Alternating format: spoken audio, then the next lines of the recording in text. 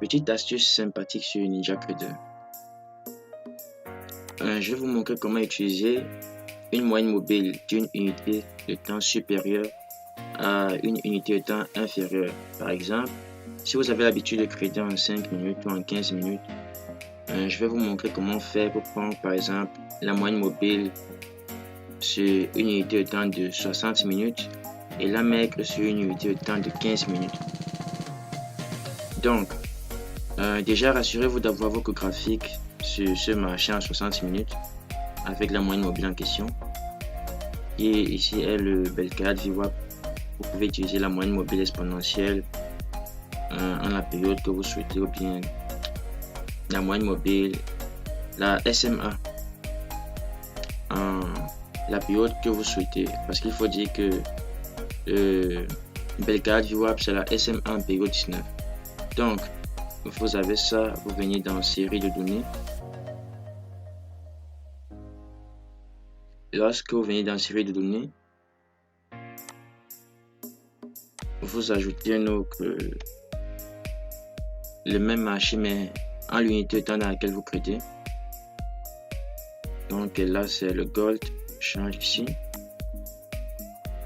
je mets 15 minutes et là je diminue le nombre de jours et j'applique. Donc nous avons ça. Quand j'ai ça, je viens à ce niveau, je double-clique sur le graphique en 60 minutes.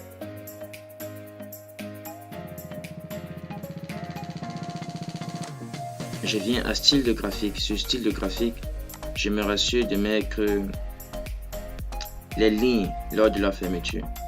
Donc je mets ça de la sorte et on obtient ça. On obtient le graphique en ligne. Et dès que j'ai le graphique en ligne, je viens à couleur, je choisis transparent et j'applique. Et je peux mettre OK. Donc vous voyez, on ne voit plus du tout le graphique en 60 minutes. Et dès lors, qu'est-ce que je peux faire? Je prends tout simplement le graphique en 15 minutes et je transpose. Donc, ça fait que j'ai le regard du marché sur l'unité de temps dans laquelle je trade avec une moyenne mobile d'une unité de temps supérieure. Et c'est vraiment plus pratique.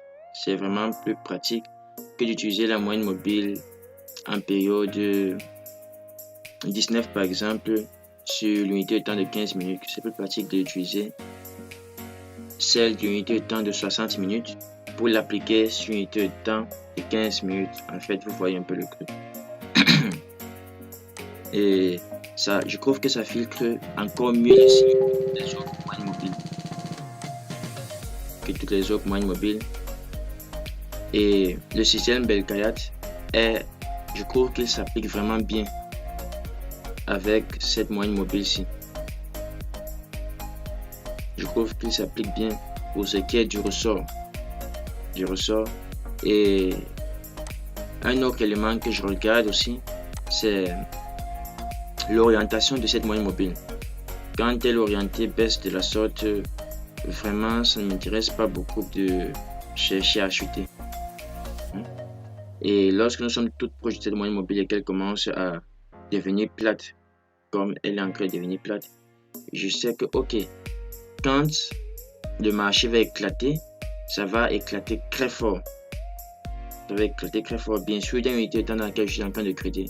Et maintenant, qu'est-ce que moi je fais? J'analyse le marché. Qu'est-ce que je peux voir en analyse? Nous sommes juste là pour, disons, pour affûter un peu notre esprit. Donc, je peux déjà voir ce support très solide. Ici, il est cassé, le marché va vraiment plonger. Et ou même tout simplement, je peux tirer de la sorte et je vois ce range. Pourquoi je trace le range de la sorte? J'avais expliqué une fois, si moi faire ici. J'avais expliqué une fois que Pour considérer un range, il faut que le marché fasse peut-être. Je viens ici. Chemin d'accès. Okay. Pour considérer un range, il faut que le marché fasse peut-être des choses comme de la sorte.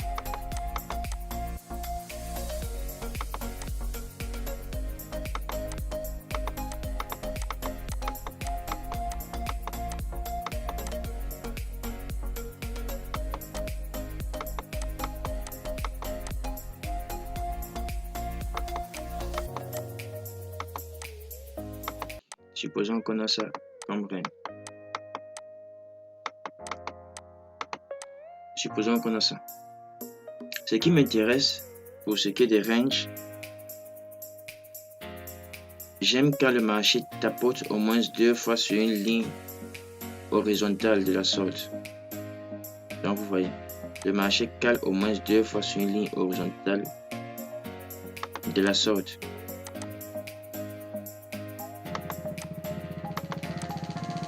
Je change un peu la couleur. Okay. J'aime quand le marché tape au moins 2 fois sur une ligne horizontale de la sorte. Et lorsque j'ai ça, je relie tout simplement avec le sommet qui coïncide avec les lignes qui se trouvent entre les lignes dans lesquelles le marché a tapé. Donc, et c'est ça qui me permet de tracer mon range. Et je trace mon range donc de la sorte. Vous voyez. Donc, pour revenir à ce qu'on avait précédemment,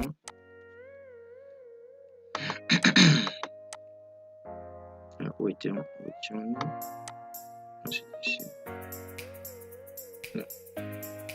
Donc, tout ceci, voici mon range. On a la moyenne mobile qui devient plate. Je fais attention, je regarde l'orientation de la moyenne mobile et je cherche des zones où je vais me montrer agressif. Dans la moyenne mobile plate de range et on casse, pullback et on casse, pullback, et donc c'est un peu ça.